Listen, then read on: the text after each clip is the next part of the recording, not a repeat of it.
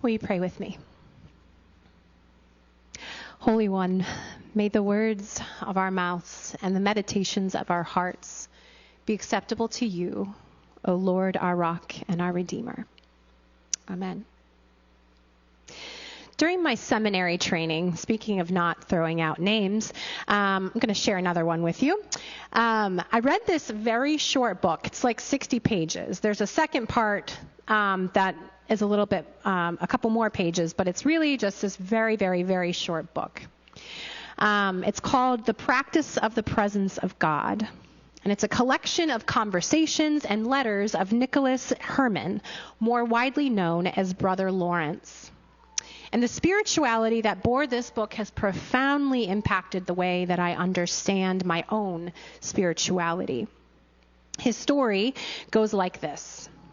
Born into lowly circumstances to a peasant couple in 1611 in modern-day eastern France, Nicholas Herman grew up during the time of the 30 Years' War. He didn't receive much schooling as a child, and because of his impoverished circumstances, he was eventually forced to serve in the army. While at war, he had a spiritual experience in nature that revealed to him the extravagant love of God. And after leaving the army due to an injury and serving a very short stint as a footman to a high-ranking government official, he felt the call to enter into the religious life.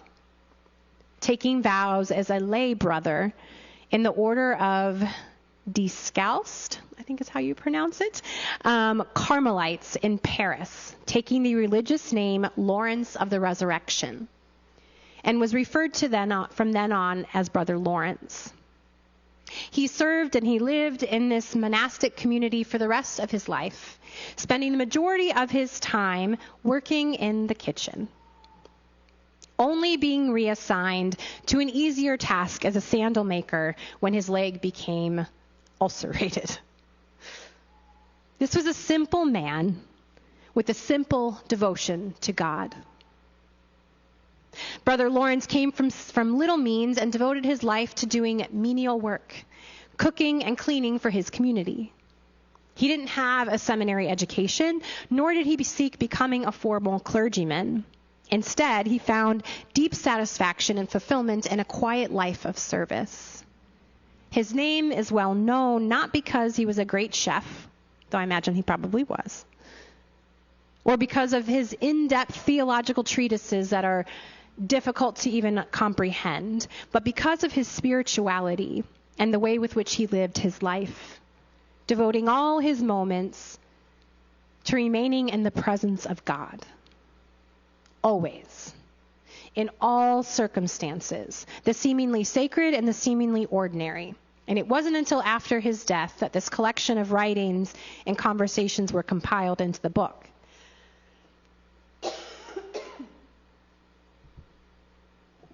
In the preface to this book, the publishers wrote, "No conceited scholar was Brother Lawrence.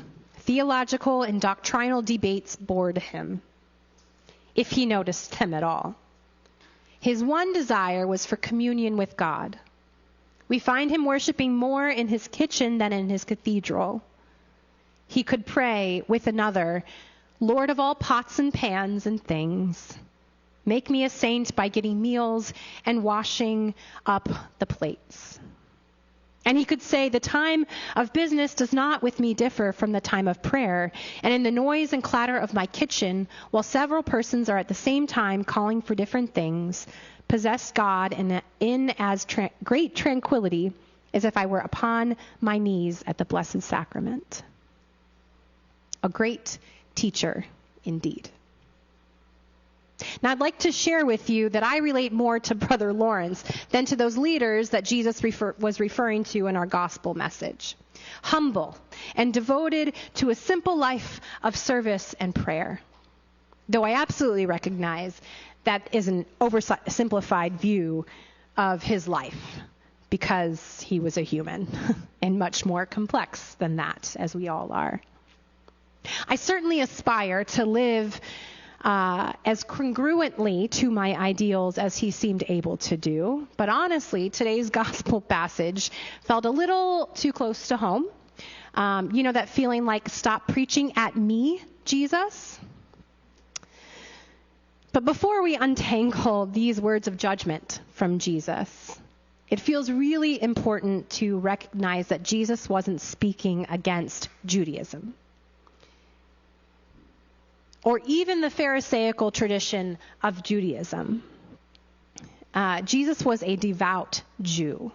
That is who we worship, someone who was very devout, who practiced the feast days, who was deeply steeped in this tradition. And in this passage, he reminded his audience to stay true to that tradition and to the teaching. So if these teachers were teaching about the law, you can believe that. You can believe in God, in the God that this person is preaching about. The teachings weren't the problem. Jesus' issue was with the hypocrisy and pride of the leaders who were doing one of two things, maybe even both. I think a lot of clergy could probably say guilty to both of these. One, they were teaching one thing and doing another, placing heavy burdens and expectations on others and exempting themselves from those very expectations. And the second, which Zach referred to with the pretty dresses and the stoles and the collars and all of these fancy accoutrements that we like to wear, especially when we're together, they were operating out of this self-serving motive, using their authority and their leadership position to receive validation and praise from others, rather than to honor God and care for God's people. Jesus argued that the office of the spiritual leader was meant to be one of service, to equip, empower, and care for the people in their service, not to be especially revered or perceived with special honor or prestige. The spiritual leader was to lead from within, as one of the group, not above or outside of those they were leading, and it certainly didn't exempt them from obeying God's commandments just because they were the mouthpiece. They were responsible for keeping the law just as everyone else. If they preached one thing and did another, how could what they teach be trusted? How could the God they represented be trusted? So my first reaction to reading that was, oh, I know folks who do those things. Those other pastors, those other clergy people, so judgy and so concerned with how they are received in the community. Maybe that was yours too. It's a lot easier to look out and see folks who are guilty of Jesus' criticism, isn't it? Looking outward is a lot easier than looking inward. But as I look closer at myself, I recognize that Jesus' finger was pointing back at me, not elsewhere. I began asking myself questions like, do I practice what I preach? Or does what I preach have little to no effect on how I actually live? Do I preach about love and forgiveness while holding on to bitterness, judgment, and grudges?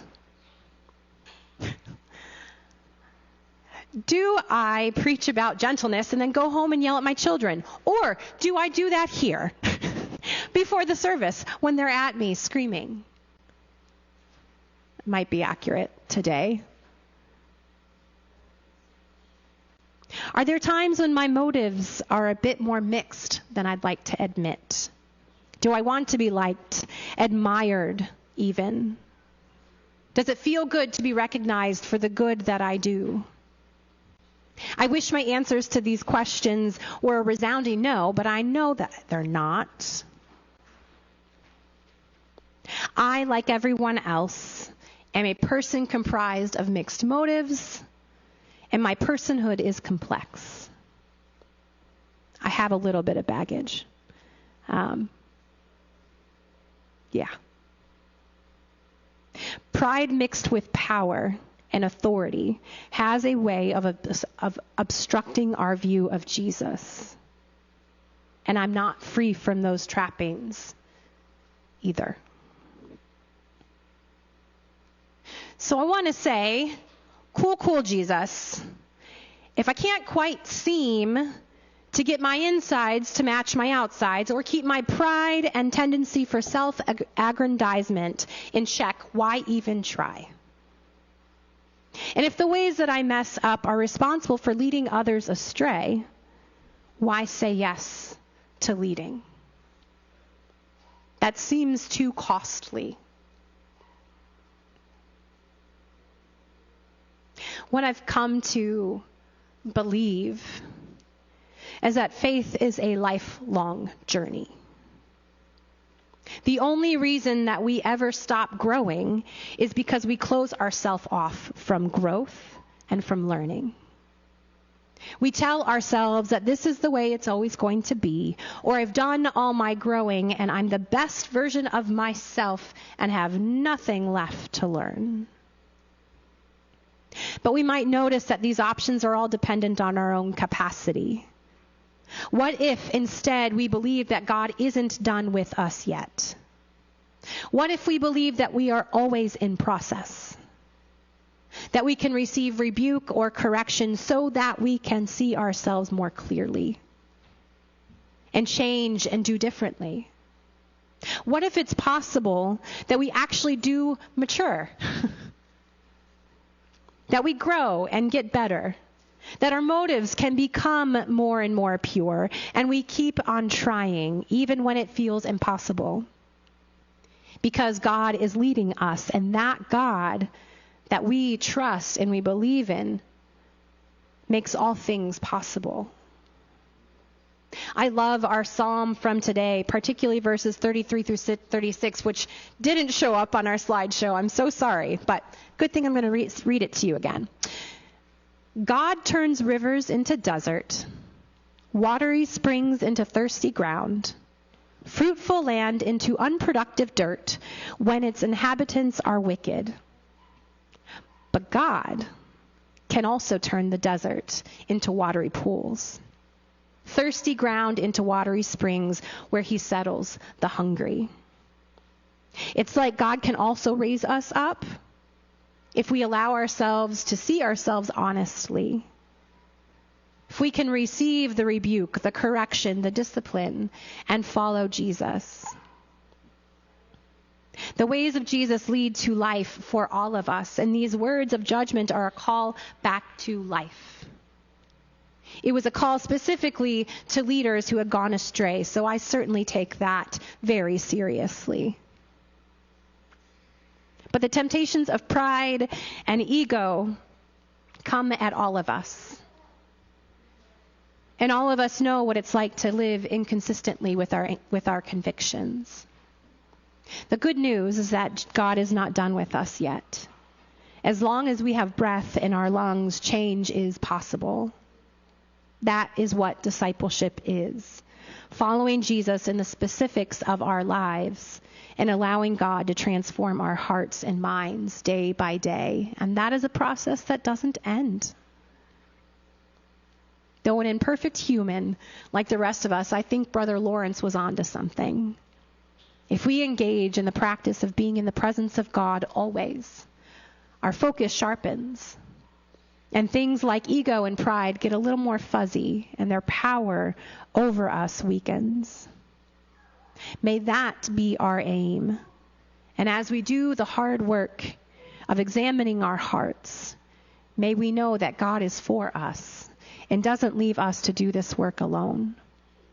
We are all a work in progress. God hasn't given up on us yet.